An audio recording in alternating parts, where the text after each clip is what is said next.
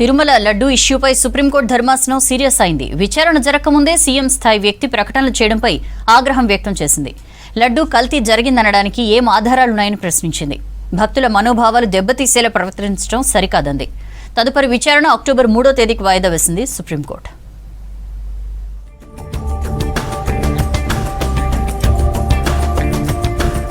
తిరుమల శ్రీవారి లడ్డూ కల్తీ ఇష్యూపై సుప్రీంకోర్టు ధర్మాసనం కీలక వ్యాఖ్యలు చేసింది. లడ్డూ కల్తీపై విచారణ పూర్తి కాకముందే ఉన్నత పదవుల్లోని వ్యక్తులు ప్రకటనలు చేయడం సరికాదంది. లడ్డూ విషయంలో కోట్లాది మంది భక్తుల మనోభావాలు దెబ్బతిన్నాయని తెలిపింది. కనీసం దేవుడినైనా రాజకీయాలకు దూరంగా ఉంచాలంది సుప్రీం ధర్మాసనం.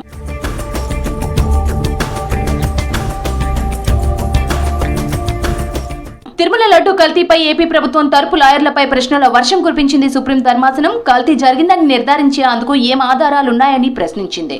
కల్తీ జరిగిందంటున్న నెయ్యి శాంపిల్స్ ను ల్యాబ్ కు పంపారా అని అడిగింది. లడ్డూ తయారీలో వాడిన నెయ్యి కల్తీ జరిగినట్లు ఏపీ ప్రభుత్వం సాక్ష్యాలు చూపించాలని ఆదేశించింది. టీటీడీ తిరస్కరించిన నెయ్యిలో మీరు చెప్పిన అవశేషాలు ఉన్నాయా? ఆ నెయ్యి లడ్డూ తయారీలో వాడారా అని ప్రశ్నించింది. తదుపరి విచారణను అక్టోబర్ 3కు వాయిదా వేసింది సుప్రీం ధర్మాసనం.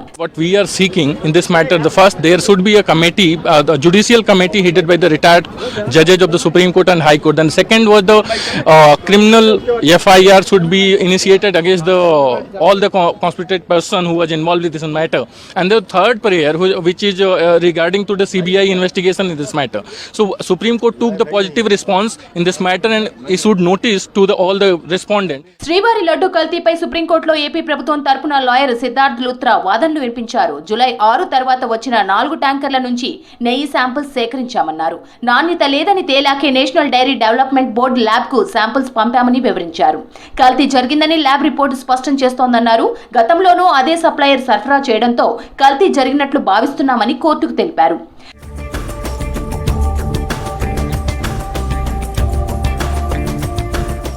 తిరుమల లడ్డూ వివాదంపై జనసేన నేత నాగబాబు స్పందించారు.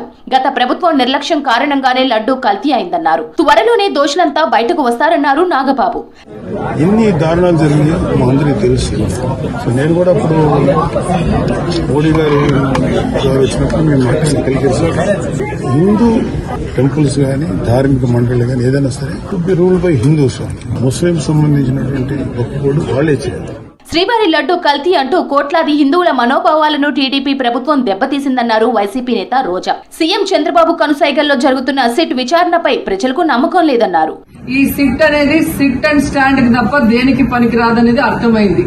అందుకే మేము మొదటి నుంచి అడిగాము, సుప్రీంకోర్టులో విచారణ జరగాలి, సిబిఐకి డైరెక్షన్ ఇచ్చి విచారిస్తే ఖచ్చితంగా మత కల్లోలాలు సృష్టించాలనుకున్న చంద్రబాబు నాయుడు అనుకో అందరికీ కూడా బుద్ధి చెప్పే అవకాశం దొరుకుతుందని. తిరుమల మహాప్రసాదంపై సుప్రీం స్పందనను స్వాగతించారు టీటీడీ మాజీ చైర్మన్ భూమన కరుణాకర్ రెడ్డి.